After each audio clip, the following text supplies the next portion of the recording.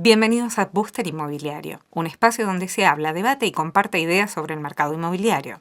Este podcast es impulsado por Ideamos, el primer acelerador comercial de Ecuador y uno de los pioneros de América Latina. Bienvenidos a Booster Inmobiliario. El día de hoy tenemos a Santiago Lebrío, en donde personalmente estuve investigando bastante acerca tuyo, Santiago. Vi muchas facetas tan diversas por parte tuya y normalmente en los podcasts tratamos de arrancar con esto de, oye, te podrías presentar un poco, pero creo que al tener tantas aristas y tanta profundidad en el sector del desarrollo inmobiliario, me gustaría que nos cuentes un poquito cómo fue tu trayectoria hasta llegar a donde estás actualmente. Bienvenido. Muchas gracias por la invitación. La verdad, para mí es un enorme placer y siempre, en general me gusta estar en espacios que son del rubro y para el rubro, aunque esperamos que lo vea más gente que solamente del rubro, pero bueno, me parece siempre un lugar interesante para presentarme también. Sí. Bueno, mi historia arrancó como, no vengo especialmente formado ni como arquitecto, ni como martillero, ni como ningún tipo de profesión ligada a lo que es la industria de la construcción. Mis inicios fueron del área del deporte, otro lugar, pero bueno, tengo mi mamá escribana, mi papá era arquitecto. Si bien nunca participé en ninguna parte de la operación ni con ellos, soy de esas personas que cuando era chiquito miraba para arriba, yo siempre miro para arriba, armaba ciudades con cajas, o sea, lo mío es una vocación absoluta por todo lo que es las ciudades y la construcción. Y bueno, cuando fui dejando el deporte, me empecé en la inmobiliaria familiar de mi suegro, porque así como tenía mamá y papá relacionados a la industria, busqué una mujer también que es martillera y mi suegro también, así que muy, muy unidimensional mis intereses.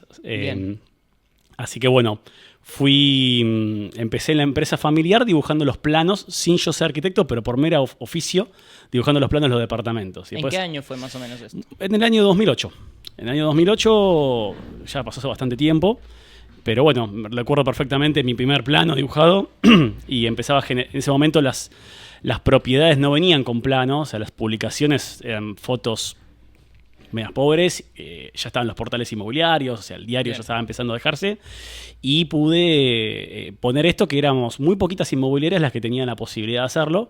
En general tenían que contratar a alguien y bueno, yo era el... Digamos, ¿Con alguien te refieres a una inmobiliaria? Las inmobiliarias tienen que contratar inicialmente a un arquitecto, más o menos de obras, que haga los planos, que releve, y en este caso pude hacer ese rol como parte de la familia, que aparte empecé con los planos, empecé a mostrar, entonces tenía como cierta eficiencia en la cadena dentro de la empresa familiar, porque bueno, yo iba y relevaba las propiedades, hacía las fotos, hacía los planos, después mostraba, ese fue mis inicios. Y bueno, ya a partir de ahí empecé a tener contacto con los inmuebles, con la gente. Después pasé también dentro de la empresa por un área bastante dura, que es la administración de alquileres. Un área donde realmente es como la postventa, es un lugar de mucho conflicto, mucho problema.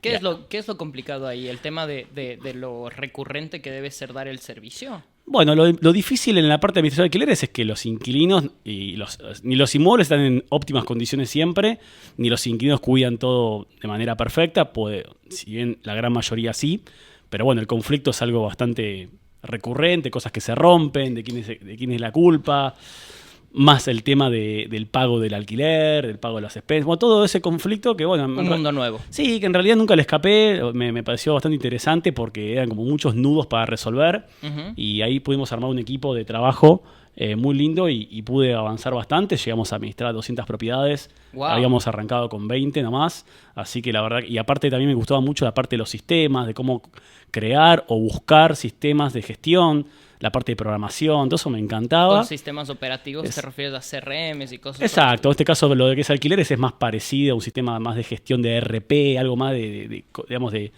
cosas cotidianas, de arreglos, etcétera. Así que la verdad que me la pasé muy bien con eso. Y en el medio de toda esa cuestión que yo estaba en la parte comercial, donde te había mostrado departamentos o pasaba ya a un área más arriba, estaba con la administración de alquileres, o sea, todo bien 100% la parte inmobiliaria. La verdad que un día en la empresa cayó un terreno.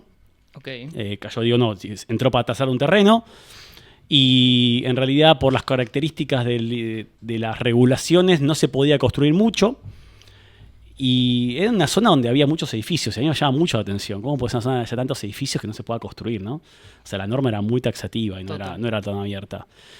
Y bueno, pasaron como 20 arquitectos y decían, no, esto es una casa, no se puede construir. Bueno, se terminó vendiendo con la casa y siempre me quedé con la duda. Y dije, bueno, voy a estudiar la normativa urbana, porque me parecía muy ilógico. Igual en las regulaciones hay esta cuestión ilógica, es cierto. Pero dije, bueno, vamos a estudiar. Por mera curiosidad, volvemos, yo no soy arquitecto. Todo el lenguaje de esa normativa para mí era hebreo. O sea, no entendía absolutamente nada de lo que decía. Tuve que buscar palabra por palabra qué significaba para básicamente hacerte un arquitecto a tu de oficio. propio... Ajá, de oficio. De oficio. Bueno, entonces estudié la normativa hasta que un día encontré un artículo que estaba en la última de las páginas que decía que en ese caso particular, por algunas características propias de los linderos, se podía hecho un edificio a mayor altura y venderse como terreno y no como casa, que es lo que se vendió. Y dije, esto no puede pasar nunca más. Pero nunca más. Exactamente. Y así fue como tú empezaste en el tema a desarrollar. Exacto, ahí empezó una semilla, pues dije, bueno, si pasaron 20 profesionales y no vieron esto, es porque debe haber huecos en esta industria, que esta es la industria de la moda, o sea, acá están todos jugando. Es una industria gigante. O sea, acá hay de los mejores profesionales, personas súper hábiles. Y dije, ¿cómo puede ser que en este rubro de hiperprofesionales haya pasado esto? Y dije, bueno, debe haber huecos, y ahí empecé a encontrar los huecos. Y dije, bueno, vamos a empezar a estudiar la normativa como algo totalmente meramente porque ya no tenía un objetivo en sí, sino que era conocerla profundamente. Y allá en octubre del 2011, ya había pasado 3 años de mi ejercicio profesional en la inmobiliaria, conocí a mi primer socio, que se llama Ignacio. Bien. Y que esas cosas, una presentación que no es ni un familiar, una cosa totalmente extraña, pero bueno. Coincidencias de la vida. Coincidencias de la vida, me tomó un café y él me decía, bueno, como todo arquitecto joven, que no había hecho nunca un edificio, quiero hacer algo nuevo. Y éramos 2 personas sin plata, sin experiencia, sin nada, con solamente ideas. Que decís, che, las ideas no valen nada, porque si no te des plata, usualmente este negocio arranca o con la plata o con la tierra. Nunca arranca sin... No tenían ninguna de las dos. Exactamente, sí, con la idea no arranca nunca, porque la idea en sí mismo no vale nada. Claro. Todos tienen buenas ideas. Exacto, las ideas, exactamente. Entonces dije, bueno, vamos a hacer un trabajito, le digo. Hagamos un proyecto, busquemos hacer algo novedoso y empecemos a hacer tipo focus group. Okay. O sea, veamos lo que opina la gente de ideas nuevas. Uh-huh. Teníamos unas ideas que a mí me pasaba mucho, que venía la gente y hacíamos búsquedas en la inmobiliaria. Entonces me decían, bueno, quiero un PH cerca del subte, con parrilla y con cochera y todo lo que no había. Bien. Baja expensa. Digo, ¿cómo puede ser que la industria de la moda no tenga... No está apuntando a esto. Exactamente. O sea, al principio, como toda persona más joven, dice, bueno, son todos bobos menos yo. Total. ¿No? Después uno entiende por qué no era para nada fácil y naturalmente tenía muchos problemas de escalabilidad. Okay. Pero en ese momento, para alguien que recién arrancaba, una oportunidad, porque cuando vos empezás, ¿qué le vas a ofrecer a tu cliente? Es decir, si ves un edificio chico. Tal vez lo que yo le ofrecería sería justamente algo más boutique, algo más a menor costo, el tema de las expensas, con tal vez espacios un poco más grandes, que normalmente es un problema a lo largo de que cuando encuentras a una desarrolladora grande, probablemente comienza a dejar este tipo de cosas a un lado, ¿no? Como los espacios un poco más prefabricados, un poco más llenos de amenities, pero con expensas que te rompen la cabeza, ¿no? Hay una palabra que resume todo eso: singularidad. Singularidad. Exactamente. La singularidad es una palabra que se puede usar en todas las escalas. Bien. Pero no la vas a conseguir de la misma manera. Cada situación tiene como un nudo de singularidad. Cada terreno, cada locación, cada escala tiene un nudo de singularidad que podés desatar. Podés no hacerlo. No es obligatorio. Cuando no sos nadie, no tenés plata, tenés nada, para mí, o para nosotros en ese momento, era la única opción. La única opción era vender singularidad. Naturalmente, como éramos personas de nula experiencia y conocimiento limitado, a un precio también muy competitivo, porque tenés que dar las dos cosas. Total. El precio también tiene que ver con la experiencia, y está bien que así sea. ¿Y cómo consiguieron el dinero para construir su primer proyecto? Fue 2011, nos conocimos con Nacho, y el primer proyecto se firma en 2015. Así que decís, 4 años. Y sí, 4 años buscando, haciendo proyectos haciendo costos sobre esos proyectos, haciendo rondas con gente conocida para ver qué opinaba. ¿Qué te parece esto? ¿Te gusta? O sea, eran proyectos que tenían mucha complejidad normativa, o sea, tenían un análisis muy profundo de norma para poder aprovechar bien los vacíos, el suelo, para generar terrazas, era bastante complejo. Y aparte de la arquitectura también pensando, bueno, usualmente los arquitectos cuando hacen un proyecto tratan de maximizar los volúmenes, de facilitar mucho la cuestión constructiva, ¿no? Que la estructura sea monolítica, hacer que una columna vaya arriba de otra, que está bien, es algo que enseñan en la facultad. Y con Nacho hicimos todo lo opuesto, hagamos el edificio más difícil posible, costeable, naturalmente, porque nosotros no podemos vender el metro cuadrado más caro que nuestros vecinos del barrio. Que me imagino que también cuando estás empezando a competir en costos y en precios con una desarrolladora que viene durante muchos años es un reto importante. Y entonces lo que empecé especialmente yo a estudiar en ese momento fue algo más relacionado a la economía urbana. ¿Qué significa la economía urbana? Es ¿por qué el suelo vale lo que vale? Sacando lo obvio, o sea, sacando la demanda. Pero ¿por qué? ¿Qué hay detrás de la demanda? Entonces ahí empezamos a estudiar, me puse a estudiar el efecto de los servicios públicos, el efecto de la infraestructura, de los flujos de la población. Bien. Y ahí también porque había que elegir una zona. Porque este proyecto no iba a aparecer en el lugar de los barrios más top, porque era imposible conseguir tierra. ¿En dónde fue? ¿En qué barrio fue? Fue en el barrio Villa Urquiza. Bien. Que es hermoso Villa Urquiza, ¿eh? Claro, pero no es lo que era hace 10 años, era totalmente diferente. Bien. Entonces tenía unas características urbanas muy espectaculares que se dan por mera casualidad. Bien. Honestamente, yo cuando pienso en convertirme en un desarrollador, se me viene a la mente como una imagen imposible, más que difícil, ¿me entiendes? Sí. Entonces, escuchar este tipo de ideas creo que puede reafirmar que independientemente del rubro en el que tú estés, mientras tengas una idea que te convenza y que por ahí tal vez no sea la mejor, pero probablemente sí es una oportunidad interesante, hay que darlo todo para ir adelante. Vale la pena intentarlo. Sí. ¿Cómo empezaste con Alianza Urbana? ¿Qué es Alianza Urbana? Alianza Urbana nació como muchos colectivos de profesionales o muchos colectivos de gente con algo en común en la pandemia.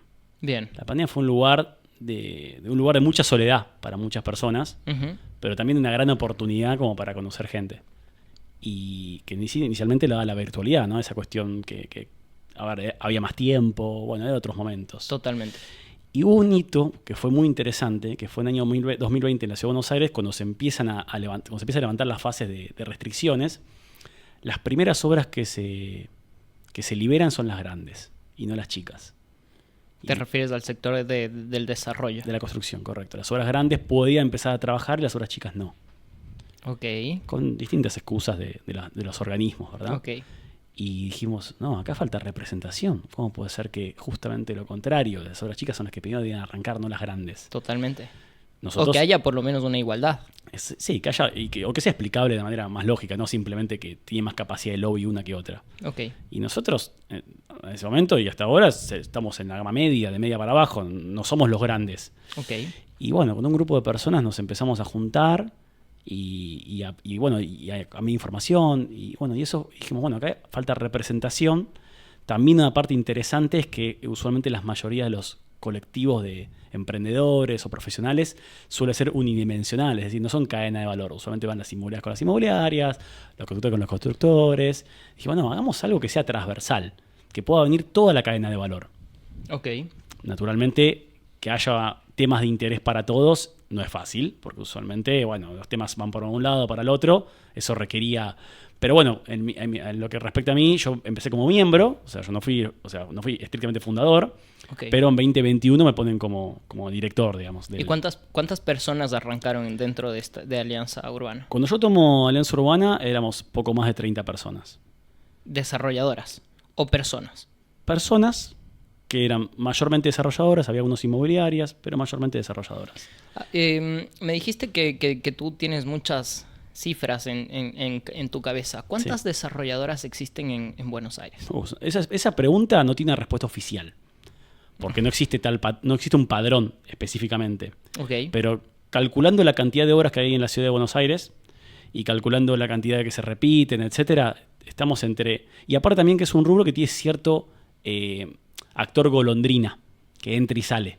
Ok. ¿Sí? Así que no es O tan... sea, entra, hace su proyecto y se va. Como que no perdura en el tiempo. No perdura porque va por las oportunidades del mercado del momento. Está Ok. bien, así que no es un actor, hay personas que son o contadores, abogados, etcétera, y a veces se convierten en desarrolladores y después salen. Es como algo que hay mucho de eso, pero se estima que hay entre 600 y 800 empresas. ¿En Argentina En la ciudad de Buenos Aires. En la ciudad de Buenos Sí. Aires.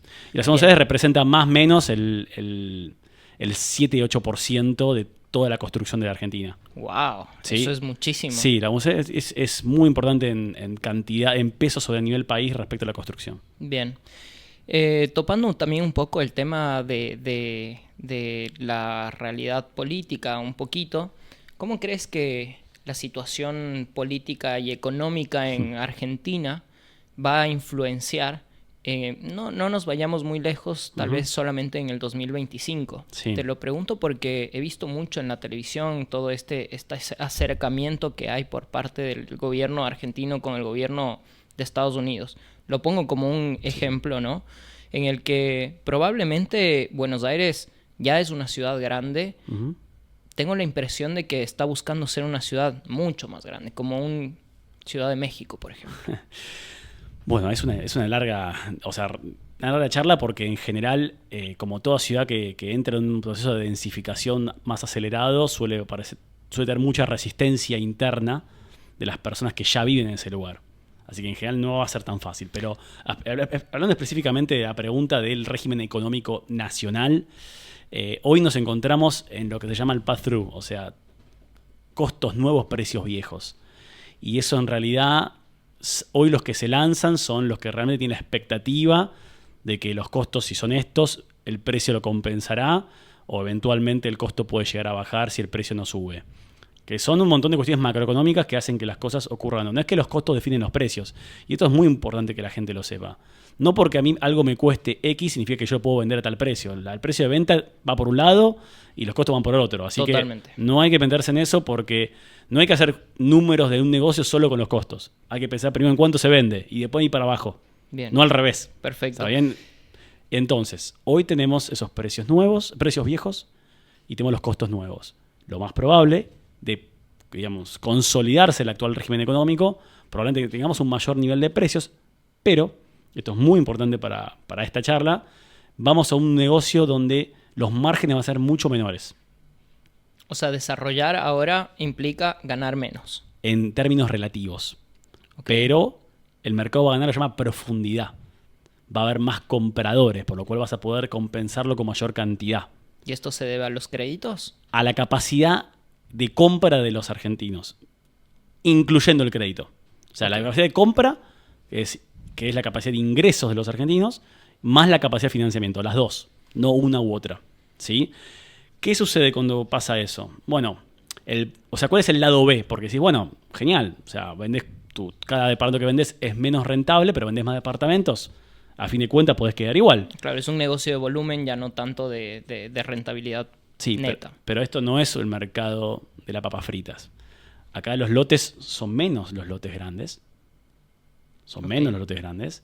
Las operaciones a mayor escala son más complejas, ¿sí? A nivel constructora, proyecto, o sea, realmente sube la complejidad. O sea, existen economías de escalas, pero inicialmente cuando vos te movés de escala para arriba, se complejiza mucho más. Entonces, por ahí para una empresa como la nuestra, o como otras que ya están en el mercado, no va a ser tan difícil, porque es subir la escala de lo que ya hacemos. Pero para que recién arranca va a ser más duro. Bien. Porque la escala mínima viable va a ser más alta. Te entendí. Y eso es un problema. ¿Por qué? Porque seguramente va a haber menos actividad de desarrollo. En el neto. Porque el que quiere arrancar le va a costar más. Y el que es grande, o sea, no va a crecer mucho más. El que es mediano se moverá. Pero en el neto va a haber menos actividad. Y eso significa, cuando, por ejemplo, en la ciudad de Buenos Aires, hoy el 36% de lo que está a la venta es en construcción o a estrenar. Bien. Vos decís, ¿eso es mucho o poco? Bueno, en el año 2017, cuando los precios se volaron, era el 25%. O sea que si baja la cantidad de inmuebles en construcción, va a subir muy fuerte el precio. Incluso más que lo que debería subir por la capacidad de compra. Claro, o sea, para entender Sí. lo que me estás diciendo, estoy entendiendo que por ahí la oferta Sí. se está parando un poco y la demanda sigue acelerándose y sigue entrando. La oferta futura se está parando. Ok, O lo que vos ves hoy en los portales es algo que yo empecé a construir hace 3 años. ¿Está entiendo. bien? El problema es que ya pasamos 2024 y se arrancaron pocas obras. En 2025 por ahí también se arrancan pocas obras. Entonces en 2026 y 2027 vamos a tener a este ritmo, vamos a tener muy poca oferta nueva. Y eso va a hacer que los precios suban. Si el régimen actual se consolida en los términos que estamos viéndolo, sí. Nunca sabemos. En economía nunca sabemos la fecha y hora y nunca sabemos la intensidad. Podemos saber si va o no va a pasar. Bien, meras especulaciones, por decirlo así. ¿Sabes que nosotros en un podcast que habíamos grabado se habló un poquito acerca de cuánto es el precio por el metro cuadrado, el tema del costo y cuánto sería como algo razonable para venderlo? Y teniendo en cuenta que Buenos Aires, ciudad autónoma de Buenos Aires, Cava, es una ciudad principal y es una ciudad grande, es una capital, por decirlo así. Sí. ¿Cuánto crees que sería un valor razonable, entendiendo que es una capital, para el metro cuadrado? ¿Crees que ya lo estamos? ¿Crees que debería ir subiendo paulatinamente, bajar? Si sube el precio de venta, el precio de construcción es algo más inelástico ahora, es decir, se va a mover menos. Lo que va a ajustar fuerte es el valor del suelo. O sea, cuando una ciudad mejora, o sea, sube la capacidad de compra, se traslada al suelo ese valor. ¿Está bien? Entonces, si el suelo es poco disponible, sube más fuerte de lo que debería. Y eso lo hace que, vamos a suponer que cae un poco las cantidades construidas, pero el precio va a volar mucho. Entonces, teniendo en cuenta las restricciones de la nueva regulación de suelo de la ciudad, que es reciente y tomó vigencia en 2025, o sea, tuvimos una regla de 2019 a 2024, que era más expansiva y tenía controlado el precio del suelo, es decir, que cualquier mejora no iba a verse tan fuerte visto en los precios, pero hoy tenemos una especie de cóctel perfecto, una muy fuerte restricción del suelo por esta normativa, una capacidad de compra de los compradores que por lo menos sigue subiendo mes a mes, y si vamos a suponer que esto se proyecta en el tiempo, y además el hecho de que el capital cada vez cuesta menos, entonces no va a ser tan difícil conseguir compradores. En todo ese cóctel, como pasó en 2017, puede el precio subir por encima de lo que se vio. Bien. Podemos ver números que nunca vimos, siguiendo la actual tendencia, porque si alguien ve este podcast en 8 meses y una devaluación, todo cambia. Pero vamos a suponer que no sigue igual en línea recta, sino que hay ciertos desvaríos, pero es muy probable, existen muchas probabilidades, o le asignan muchas probabilidades, que veamos precios que nunca vimos y que nos va a sorprender. Realmente nos va a sorprender, porque sobre todo en la ciudad de Buenos Aires, la restricción del suelo es lo que nunca se vio en la historia de la ciudad. O sea, es la regulación más dura de la historia de la ciudad. Y eso va a hacer que si cualquier tipo de pequeño fuego que se le meta a esta industria, las zonas buenas no van a tener techo. Bien, van a subir. He visto igual, o sea, en varios de los comentarios de los videos que hemos subido nos han comentado de que por ahí $3,300 del metro cuadrado por un departamento a estrenar es un valor muy elevado, pero cuando entramos a portales ya no. Te das cuenta de que ya no. definitivamente no es para nada descabellado ese valor. O sea, $3,300 es para una propiedad por estrenar, es en la misma zona, en un edificio que tiene 60 años, probablemente un departamento con características similares te está costando $3,500. Y es algo a lo que, si quieres una buena zona, vamos a tener que acostumbrarnos a que ese es el valor. Lo más probable es que en el corredor norte de la ciudad, que es el más demandado, donde más gente vive, $4,000 no sea una locura. Me parece igual que para ser una capital de un país tan importante como es Argentina, $3,300 es algo bastante razonable, ¿no? Sí, a ver, lo que pasa es que hay que tener en cuenta un dato que no es menor, porque yo creo que está escuchando esto y dice, bueno, pero hay que juntar mucho, o sea, ¿cómo piensa cómo juntarlo? ¿Cómo lo ahorraría? 2 de cada 3 operaciones, o te diría casi 3 de cada 4, son de recambio de vivienda. Es decir, que el capital sale de la venta de otra cosa, no es que alguien lo acumuló en el tiempo eternamente, sino que sale de otra venta. Entonces es como un efecto multiplicador. Cuando empieza a subir, sube para todo. Y lo que sube es la diferencia entre lo que vendiste. Ya tenía y... Exacto. Entonces, por eso acelera tanto cuando sube. Está bien, porque en general vos vas a tasar el departamento a una persona y te decís, bueno, me encanta, la verdad, la tasación, pero sabes que yo lo que quiero comprar yo subió. Y no es que la persona diga suba porque... No, como lo que yo voy a comprar subió, yo también subo. Y ese efecto es muy lento al principio. Y por eso vemos que todavía no hay tanta suba. Pero en un momento se desata. Y eso hay que verlo en la historia. Esto ya pasó, no es nuevo. En 2017, hasta el tercer trimestre, los precios estaban muy planchados y la gente tiene una capacidad de compra tremenda de departamentos. Claro, las cantidades se dispararon. Había casi 8.000 operaciones por mes, que es un montón en Capital Federal. Es un montón. Y ¿Actualmente cuántas operaciones? Bueno, este diciembre estuvimos en 7.600. Es decir, ya estamos entrando en un nivel de operaciones que va a hacer que en cualquier momento, y todavía solamente se mantiene disciplinado el precio por la vasta oferta de nuevo que se está volcando.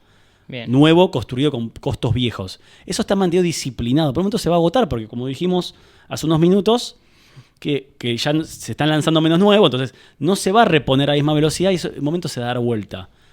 Insisto, ¿cuál es mi pronóstico? Que en el segundo semestre se va a dar evidenciado la suba de precios. Nunca sé la intensidad, pero ya va a ser mucho más claro. Hoy hay indicios, alguno te dice, bueno, más 10, más 5. Hoy hay indicios, pero no es tan claro. Probablemente ya para el segundo semestre, cuando todo lo nuevo se haya agotado de vender, o lo estrenar ya se vendió casi todo, o lo que tenía que venderse, y empezamos a tener restricción de oferta, ahí va a empezar a volar el precio. Bueno, esto es algo que lo iremos viendo en el transcurso del año. Creo que tampoco va a ser algo que lo veamos de aquí a un futuro muy lejano, ¿no? Bueno, la dinámica, los fundamentals ya están lanzados. Los fundamentals ya están, o sea... Entonces dice, bueno, acá es re loco, ¿no? Porque en este momento donde la información, los mercados financieros, todo se mueve tan rápido y los mercados se adelantan, y decís, ¿cómo puede ser que este mercado se esté atrasando en la noticia? Usualmente los mercados financieros se adelantan a la noticia. Sí. Porque es muy lento el mercado inmobiliario de la Ciudad de Buenos Aires. Es muy lento, es muy nominal. ¿Qué tan innovador te parece que es el mercado inmobiliario en Buenos Aires? Bueno, nuestra industria es de las prestadoras de servicio de las menos valoradas por la ciudadanía, por la sociedad, y somos de las industrias más conservadoras a la hora de implementar nuevas técnicas y tecnologías. O sea, tú dices que normalmente la gente no lo ve tan bien a los desarrolladores. Y te voy a dar un ejemplo. Lo que le falta, no es lo que le falta. Una de las características que tiene especialmente en la Ciudad de Buenos Aires, y no estoy haciendo un juicio de valor, es una cuestión descriptiva, por la duda, claro, para que nadie se ofenda. En nuestro rubro no hay multis. Decís, ¿qué es multis? Bueno, yo si voy a poner un café en cualquier barrio de la Ciudad de Buenos Aires, no puedo ser muy diferente a las marcas conocidas de cadenas. No quiero decir el nombre. ¿Sí? O sea, vos decís, vas a una marca de cadena, ves cómo es el mobiliario, cómo atienden, la indumentaria, todo lo que es el look and feel, ¿no? de esa marca. Total. Entonces vos querés poner un café sin franquicia y no puede ser muy diferente a eso. Probablemente hasta utilices sistemas de gestión muy parecidos o estés obligado a hacerlo. Bueno, en nuestro rubro no hay eso, no hay alguien que marque un estándar. En el mundo de la comercialización está empezando a pasar y con cierta concentración, pero el mundo del desarrollo no, es súper atomizado y no hay un actor uno o varios actores que marquen el ritmo. ¿Sí? Entonces eso hace que también para las empresas proveedoras de tecnología o las empresas proveedoras de técnicas o de procesos es muy difícil, porque si vos tenés 800 empresas y cada uno con su librito y son todas estructuras relativamente chicas en lo personal, probablemente ese proceso de mejora de calidad de procesos sea mucho más lento o sea mucho más inhóspito. ¿Sí? Entonces, obviamente vos tenés una empresa de cierta escala en el mundo de los servicios o de la producción y probablemente utilices los sistemas de RP o gestión o procesos o normas estandarizadas. Acá todavía la mayoría de la gente usa Excel. No es un juicio de valor. No es un juicio de valor. Estoy diciendo la cuestión descriptiva. Me sorprende porque actualmente hay muchos sistemas operativos que no son para nada caros y para nada complejos, que pueden hacer que la vida o que el servicio sea mucho mejor. Sí. ¿No? Yo todavía, recibo de proveedores presupuestos en papel.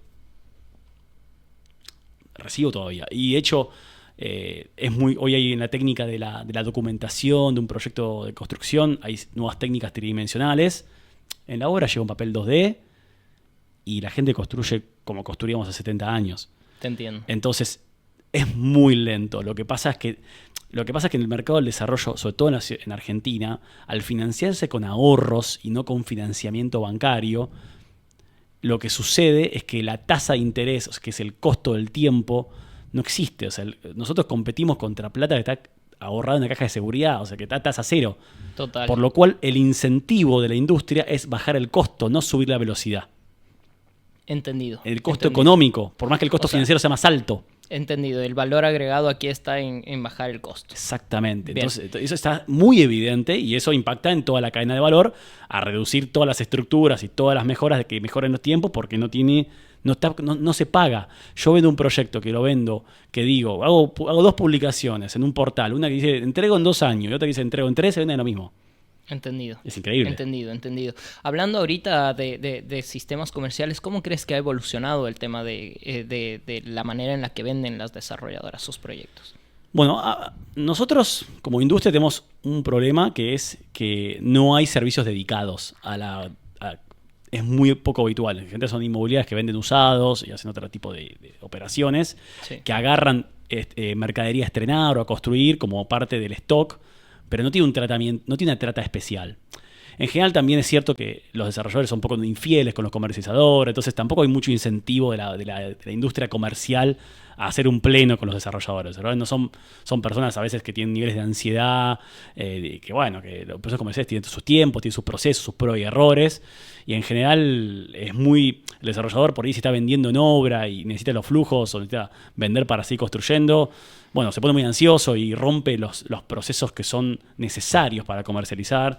Entonces, en general, la industria ha tenido un problema ahí con la comercialización, si bien es cierto que, en términos generales, se ha avanzado mucho en tecnología o en nuevas prácticas en la comercialización en general de lo que es usado y también de la construcción, pero son muy pocos los servicios dedicados. Uh-huh. También con la caída de las posibilidades de venta desde la pandemia hasta 2023, con la dificultad de la venta, muchos desarrolladores han querido desarrollar equipos propios, sin experiencia. Bueno, en general debo decir que es bastante disfuncional la relación entre comercializador y desarrollador en general. Obviamente hay excepciones, que ahí me va a decir, no, que yo conozco. Sí, obvio, pero estoy haciendo un análisis general. En términos generales. Sí, claro. Sí. Ahora tú me comentaste un poco acerca de los portales inmobiliarios y me gustaría preguntarte, ya que eres el líder de Alianza Urbana y de un conglomerado de desarrolladoras, ¿cuáles son las opciones que tienen las desarrolladoras para poder vender sus proyectos inmobiliarios? Bueno, es interesante porque el principal portal por escándalo, o sea, por mucho, para comercialización de inmuebles, no hace ni siquiera marketing social. Es fuerte. Es fuerte. O sea, sí. No lo necesita. Y es muy duro porque en realidad, en general, cuando vos estás vendiendo algo de pozo, por ahí tenés que ofrecer algo que la gente ni siquiera está buscando. Hay un poco la inducción al cliente. No es como el que está necesitando mudarse.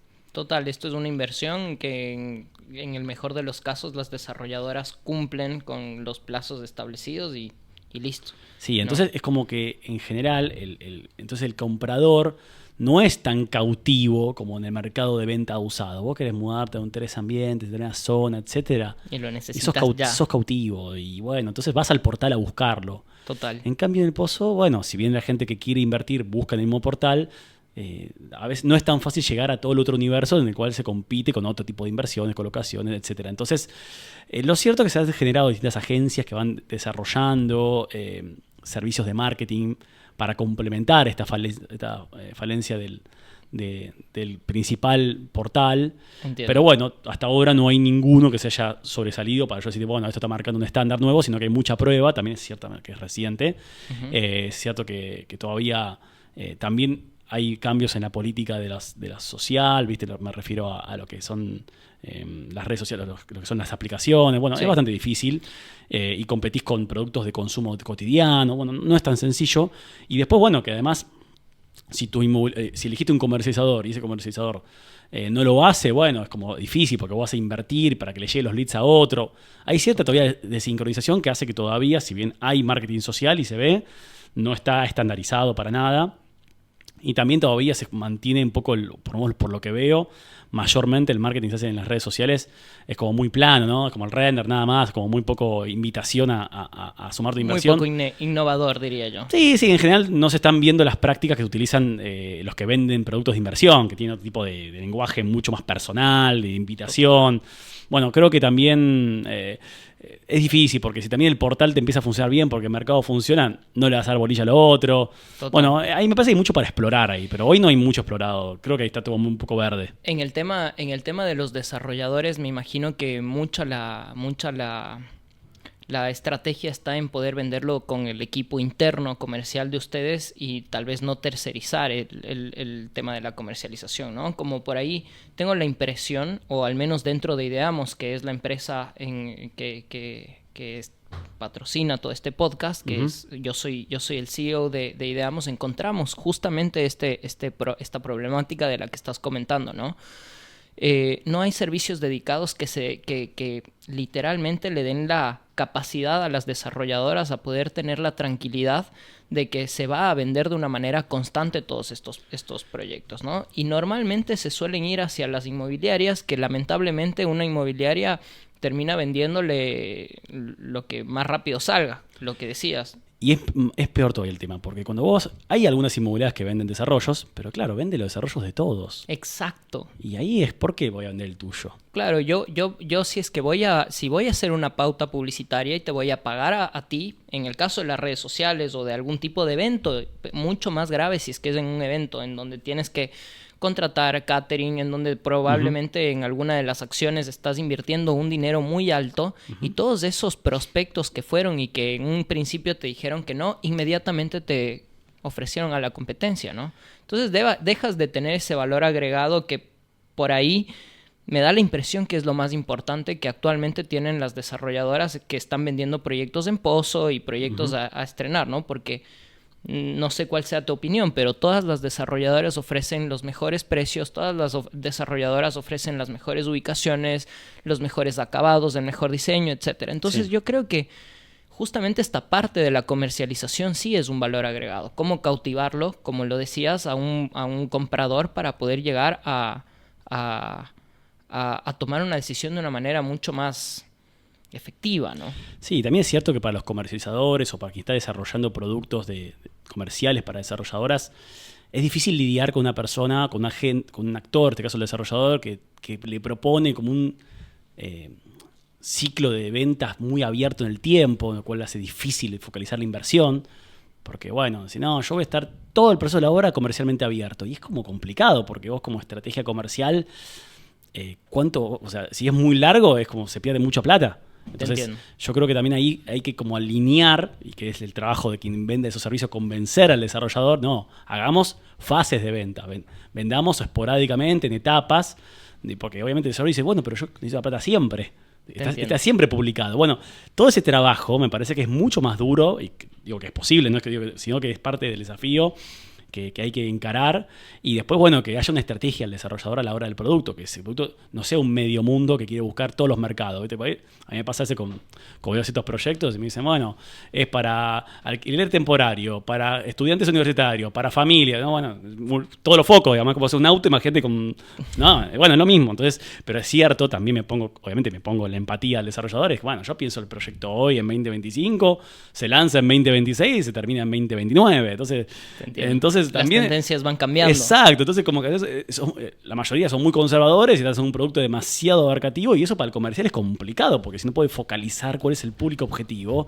Bueno, estas son las cosas que yo, obviamente en mi empresa intentamos ser mucho, como nosotros apuntamos a la singularidad, nuestro público es mucho más claro. Para mí es más fácil hacer, obviamente, un poco de marketing, pero para la mayoría que buscan un proyecto, y si obviamente, como te decía, si los proyectos van a ser cada vez más grandes, por lo cual van a ser cada vez más largos, probablemente sean más conservadores a la hora del planteo de comercial. Totalmente. Y eso plantea desafíos para el comercializador muy grandes, porque tiene que convencer al desarrollador de tener un público objetivo, una cantidad de tiempo limitado comercial. Quiero verlo. Totalmente. Lo marco como, lo tiro de empatía esto, digamos. Mira, nosotros dentro de los proyectos que captamos, siempre indispensablemente apenas nos contratan, nosotros le damos una identidad, y no me refiero a la parte gráfica, me refiero a la parte conceptual. El primer desafío que nosotros tenemos con los proyectos que son de tipo en pozo o en construcción es agregar el valor suficiente para que el comprador esté seguro de lo que está comprando. Es decir, nosotros no nos metemos con algún tipo de proyecto con el afán de, ok, se vendió rápido y chao. No, también estamos empatizando a la hora del comprador. Y una de las cosas que tú me estás comentando es algo que dentro de una estrategia lo tomamos en cuenta en uno de los primeros pasos. ¿Cómo hacemos? ¿Qué estrategias tomamos para que tu compra, que es hoy 2025, que el edificio va a estar terminado en 2 años, en el 2027, pero en el caso de que estás pagando con un préstamo, vas a estar 10, 15 años más pagando ese crédito, no lo sientas como un gasto, sino como una inversión que está haciendo algo positivo. Entonces, dentro de los procesos que nosotros hemos implementado, una de las ideas que se me viene a la mente es justamente poder mes a mes hacerle acuerdo a este comprador el beneficio que está teniendo con adquirir una propiedad propia, una propiedad, ¿no? En donde probablemente se haga, porque este es otro problema, los desarrolladores venden, se lavan las manos y se van, pero esta persona va a tener que cargar con una deuda durante mucho tiempo más.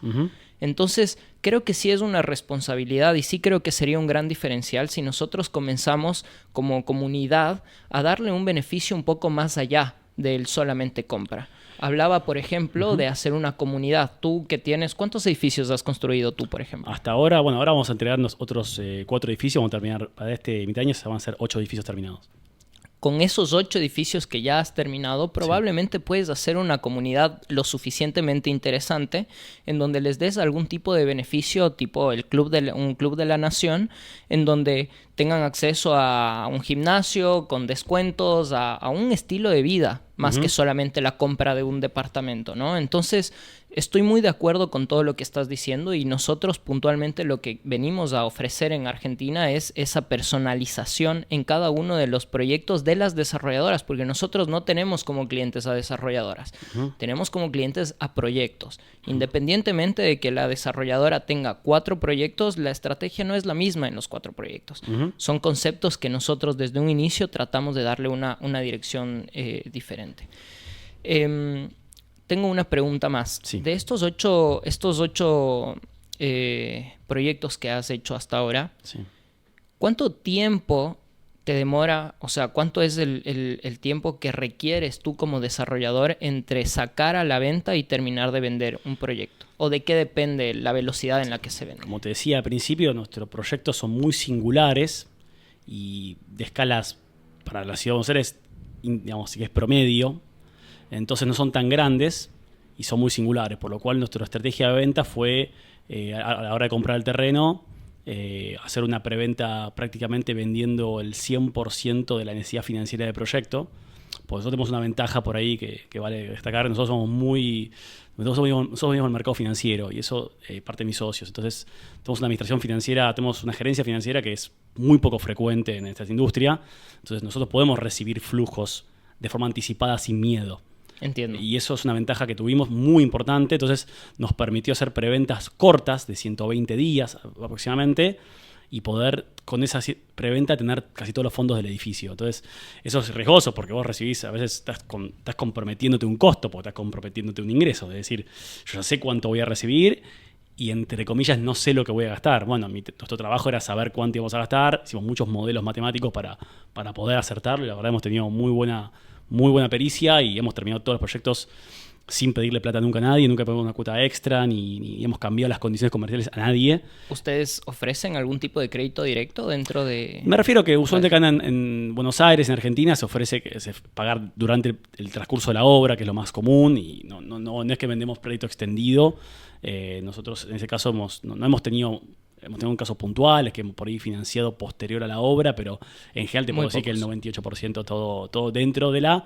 Pero bueno, es habitual que en los contextos argentinos haya cambios, condiciones comerciales respecto a la cantidad de cuotas etcétera. Ha pasado y pasa. Y nosotros un precio concertado, totalmente fijo, obviamente ajustado con distintos índices que negociamos con el comprador, porque a veces compradores tienen ingresos, tienen ahorros atesorados, o algunos tienen ingresos por sus negocios, entonces lo vamos adaptando. Así que bueno, en general eso nos ha permitido hacer preventas cortas. Entonces nosotros durante la obra no vendemos. Bien, no tenemos cartera durante la obra. O sea, es un proceso de inicio y fin y nos vemos al final, digamos. Esa es un poco la idea. O sea, probablemente en proyectos mucho más grandes se complica un poco más, pero inicialmente es nuestra política hoy. Te digo hoy porque también puede cambiar. Podríamos decir entonces que aproximadamente para que se venda un proyecto y cubrir los costos, ustedes más o menos requieren de 120 días. Sí. Yo creo que en realidad si estás dispuesto a venderlo, o sea, si realmente no estás especulando, porque si va subiendo el precio cada vez que vendés y qué sé yo, bueno, eso se va a ir agotando. Pero si vos sabés cuánto va a costar el edificio, o estás convencido de cuánto va a costar y realmente querés hacerte los fondos, en ese momento de años anteriores era muy importante tener certeza de tener esos compradores. Hoy vender es más fácil, entonces por ahí te animás a arrancar la obra sin el flujo completo. Bueno, Bien. Eso depende mucho de la estrategia de cada uno. Bien.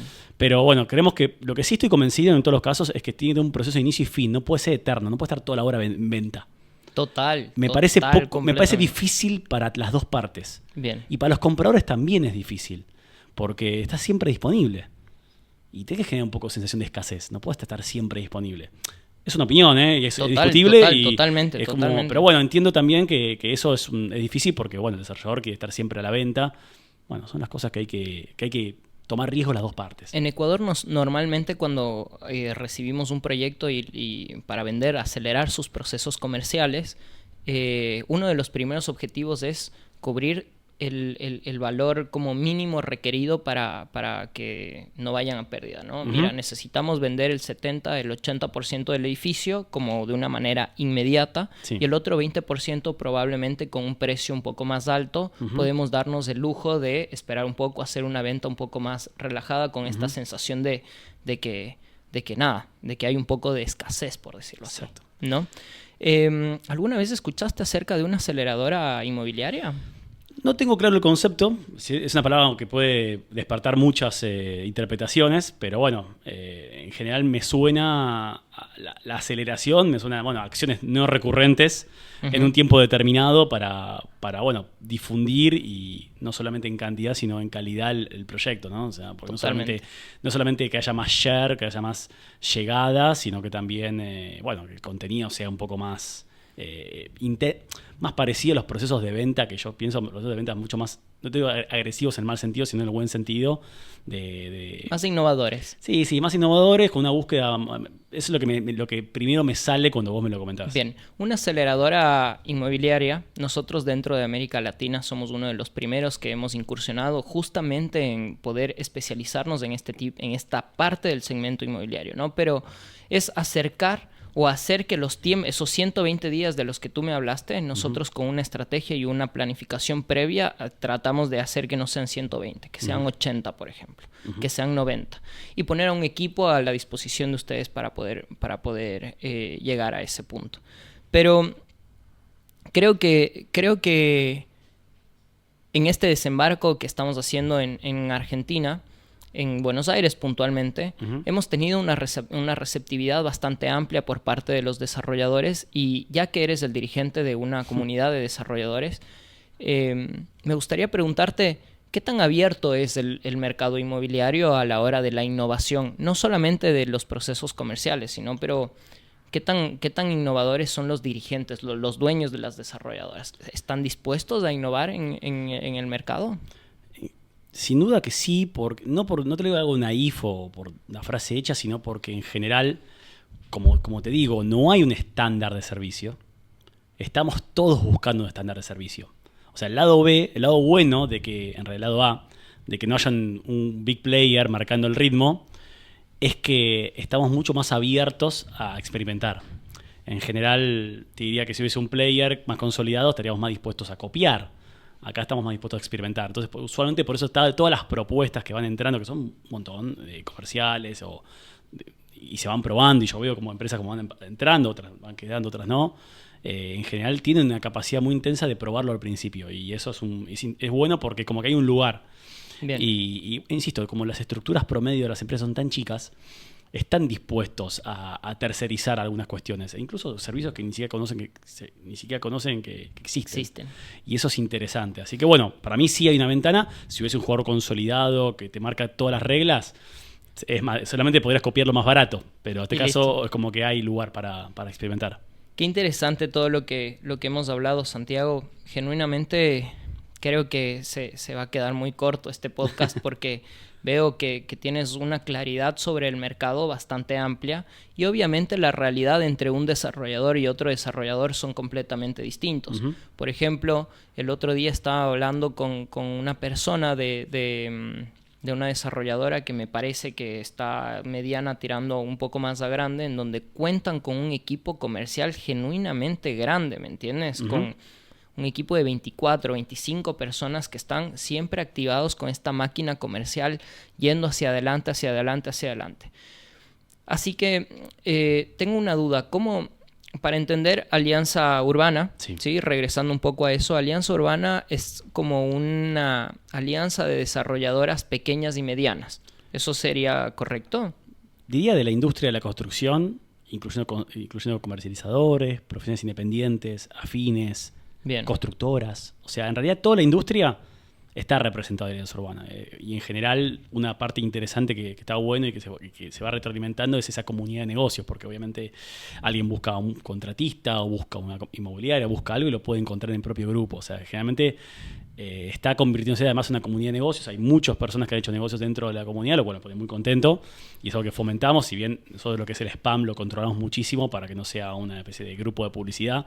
Pero así todo, nos enorgullece esa parte de que las buenas personas se encuentran ahí. Así que bueno. Eso siempre es un lugar interesante. Y bueno, de esa parte salimos un poco de la cámara empresaria unidimensional, sino que somos de toda la industria. Bien. Así que por eso hoy somos 350 más o menos. Wow. Santiago, ¿de qué depende ser una desarrolladora grande, pequeña o mediana? O sea, ¿ustedes qué toman en cuenta para poder categorizar esto? Bueno, primero que la palabra desarrollador es amplia porque vos, un desarrollador, puede ser una empresa integrada verticalmente de distintas maneras. Puede ser solamente personas que compran suelo y contratan todo y hasta vende otro, hasta una empresa que hace prácticamente todo, desde el proyecto, construcción, todo. Exacto. Entonces ahí tenemos una pequeña diferencia importante al principio. Y después el otro tema que es natural es la escala de obra promedio y la cantidad de obras que realizas. Viendo los números de la Ciudad de Buenos Aires, la escala promedio de una obra en la ciudad es de 2.100 metros actualmente. Bien. ¿Está bien? Entonces, vendibles. De construcción. Okay. O sea que es chica la obra promedio. Sí, no es tan grande. No, y hasta 5.000 metros, o sea, de 0 a 5.000, son en cantidad de horas es el 90%. Bien. ¿Sí? Y el otro 90%, el otro 10% empieza en cantidad, ¿sí? Bien. En metros totales, las obras de hasta 5.000 metros representan el 70% de todas las obras. Entonces así que en general podríamos decir que una empresa que hace menos de 5.000 metros es una empresa chica. Una empresa que hace de 5.000 a 20.000 es una empresa media y más de 20.000 es una empresa grande. Bien, perfecto. Esto es dinámico, porque hoy la media es 2.000. Hace 10 años la media era 3.000. Entonces esto va cambiando. Pero viendo los actores puedo hacer esa conclusión. Muy interesante. Creo que de las cosas que más he rescatado en esta conversación es entender que todavía el mercado inmobiliario en Buenos Aires per se tiene mucho para innovar. Sí. Estoy seguro que estas alianzas y la unión hacia la fuerza, dicen, ¿no? Como estoy seguro de que en estas acciones por informar un poco más a las personas, por poder unir tanto a todos los actores del mercado, como es lo que definitivamente va a hacer que haya un crecimiento.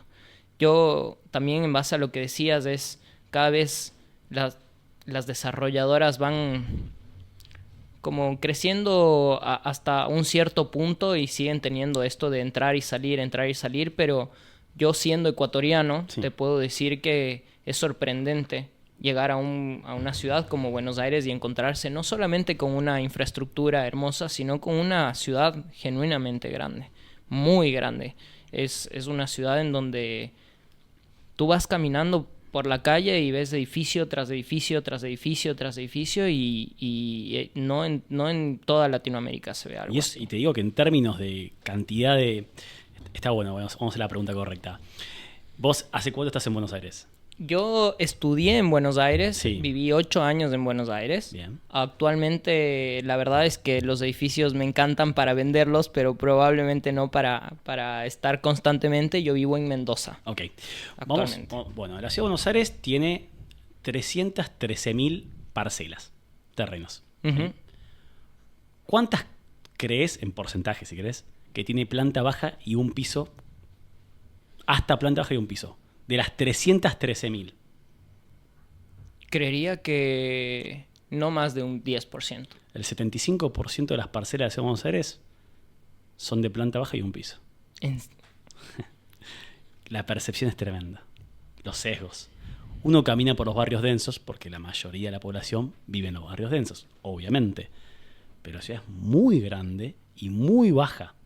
O sea que hay espacio para seguir creciendo de largo. Ah, sí, se hacen 1.000 obras por año, se lanzan aproximadamente. Entre 1.000 y 1.500, depende del año. Increíble. Sobre 313.000 parcelas. O sea, y la ciudad de Buenos Aires tiene prácticamente... hay 2/3 de las parcelas que son inmuebles, que son o casas o pequeñas construcciones. Es decir, la mayor parte de la población vive en una zona muy reducida.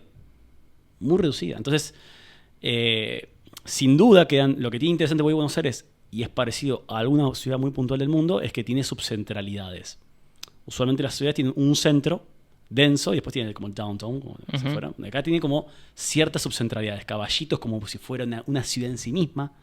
Palermo, Belgrano. Palermo y Belgrano funcionan como un corredor, es como algo que es continuo. Yo podría, si vos no sos de esta ciudad, podrías caminarlo y no sentir la diferencia. Entendido. Pero cuando estás en Caballito, tiene como una zona urbana y una zona más suburbana alrededor. Te entendí. Y eso pasa también, estaba empezando a pasar en barrios como en Villa Devoto, pasa en Villa Urquiza, que tiene una zona como densa y después se va como suburbanizando. Sí. Y en el barrio puntualmente de Chacarita también, es decir, se llaman subcentralidades. Esa magia de Buenos Aires hace que puedas vivir en otro barrio con los mismos servicios que en otro barrio. En la misma ciudad. Uh-huh. Santiago, muchísimas gracias por el espacio que hemos generado. Creo que más claro no ha podido ser. Espero que todas las personas que están escuchando este podcast puedan sacar lo mejor posible. Y para terminar, solamente quería preguntarte si tienes algún mensaje hacia las desarrolladoras, hacia los compradores, algo con lo que desearías terminar. Bueno, como tengo una responsabilidad dentro de todo institucional, lo que pedí como sugerencia de lo que veo es siempre pensar que los cambios de régimen económicos van a traer cambios en tus negocios. No es una línea recta. Además, se capitaliza la experiencia en el desarrollo. Entonces, Bien. por ahí tengas un ciclo que no es tan rentable, que te toque ir más lento, que no puedas crecer en metros, etcétera. Pero mantenerse en el tiempo tiene un valor enorme y se repaga. No existe un caso que no se repague, no existe. No hay ninguna desarrolladora de larga trayectoria que no haya repagado esa experiencia. Entonces, eso es muy importante. Y naturalmente, para los compradores, siempre apuesten a la singularidad, porque es lo único que te va a proteger en los momentos malos y es lo único que te va a hacer que en los momentos buenos no tenga techo el precio. Santiago, muchísimas gracias. Por favor.